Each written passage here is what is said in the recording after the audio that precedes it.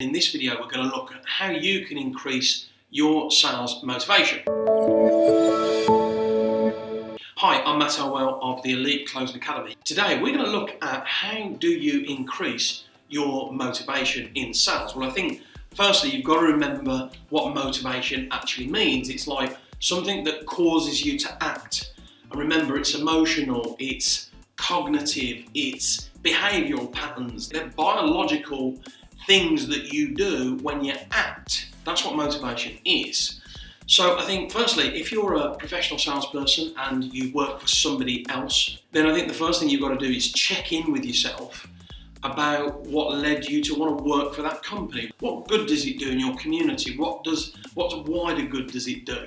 Who does it support? Who does it help? If you're the owner and you created this company, ask yourself the same questions, like when I decided to create the company, what was my strongest reason for doing it? To check in first and foremost with what's underneath your business, your real reasons. Of course, it should be financial. Businesses are meant to make money. We are meant to create wealth, emotional wealth, financial wealth, so that we can do good things in our communities. So I think first and foremost, the first thing you must do is realise what motivation is. It is what causes you to act. If you're spending more time emailing people instead of actually speaking to them using your voice that was given to you as a gift, if you're always looking at what was said 6 months ago instead of focusing on what needs to be said now, it's time for you to reconnect with your strongest reason for doing what you do.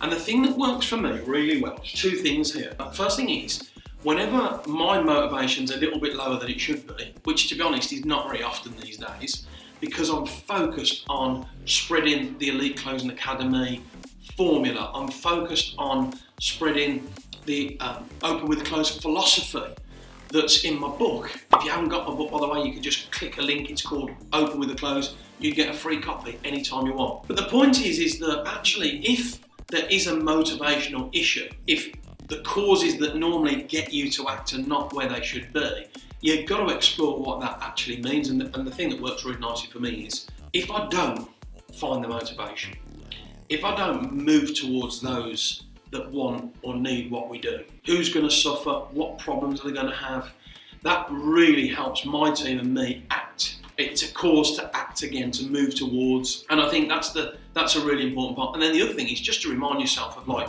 all of the reasons why you put yourself through being a salesperson. Like, sales is not easy. There's rejection. Like, you have to speak to strangers. You have to be like batted off and pushed away. And it's a choice to be in sales. So what is your strongest reason for doing what you do? When you chose to be a professional salesperson, like, what made you make the choice? What caused you? What motivated you to make the choice? So these are all really good things to remind yourself. Then there's three critical things on a day-to-day basis that we use and teach in the Elite Closing Academy structure and formula. The 3 P's is a mindset. Think about the word mindset. It's a mindset, a choice if you like. I think better words for mindset are like attitude and energy. Like, your energy, your attitude, the way you choose to think and what you choose to believe is down to you. And there's nothing outside of you apart from blunt force that can actually change the way you feel, which is a really powerful thing to have as a professional salesperson. So look, here's 3 things that are easy to remember that enable you to stay right on top of your sales motivation. And they're called 3 P's. I'm going to share them with you right now. Number 1, the first P is purposefulness. Every salesperson on this planet must have purposefulness. And I think it's quite interesting. I think the opposite of what purposefulness is, and I think the opposite of being purposeful is useless. It's like, if you operate at a 7 out of 10 energy, if you don't have great skills, if you don't regularly top up your training, if you're not connected to that, then you will end up being useless. You'll end up being a £35,000 a year salesperson who moves from job to another, who's never really winning, you're always losing. And I get that. I understand it. I've been around, in the past, I've been around those kind of salespeople. They're good people. But they fail. Bottom line is they're useless at sales. They've got a sales job, but they're not particularly good at sales. And I don't want that to be me, and I don't want that to be you. The first thing to do is to get a pen and paper and ask yourself, when you're being purposeful as a professional salesperson? What are the top 5 things that you do? Not the top 5 things that you don't do, or the top 5 things that you think about doing, or the top 5 things that you know you should do, like picking up the phone instead of sending emails. For example, whenever you've had great success in sales, whenever your business has been bringing money in effortlessly, what was going well? What was the setup? What emotional and biological behaviours were you repeating?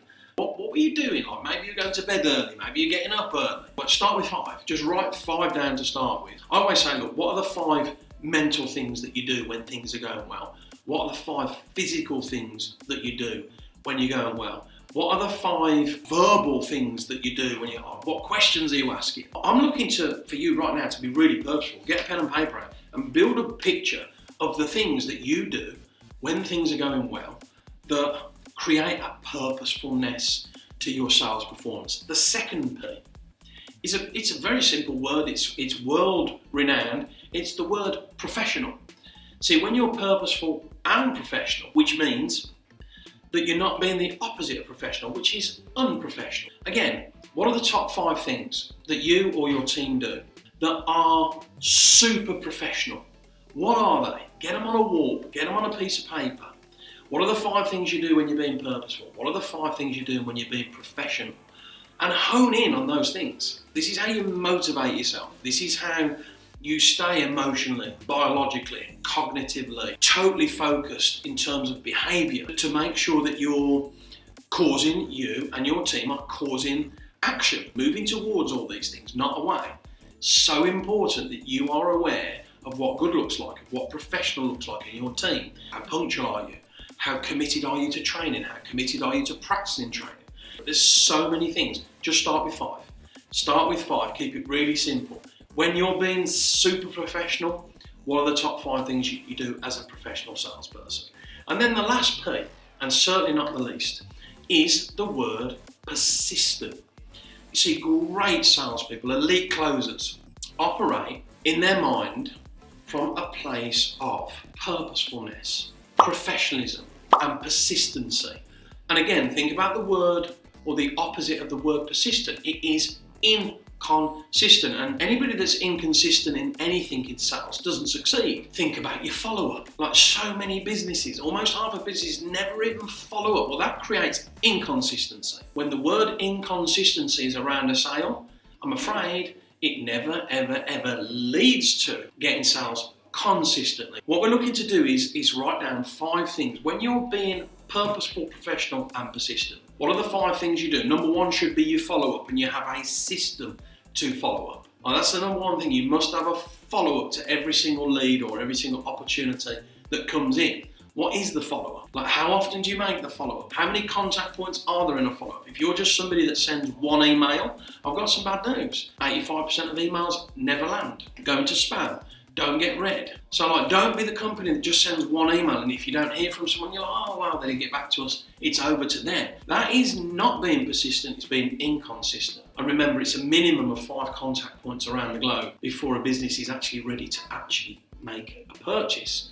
So think about the 3 Ps when they're put together: purposefulness, professionalism, and persistency. And when those 3 are in a triangle, you'll find that you are constantly looking at what action you should take, what actions you must take as an individual, as a group, to create amazing closing and sales systems and processes that work every time. Purposefulness, professionalism, persistency.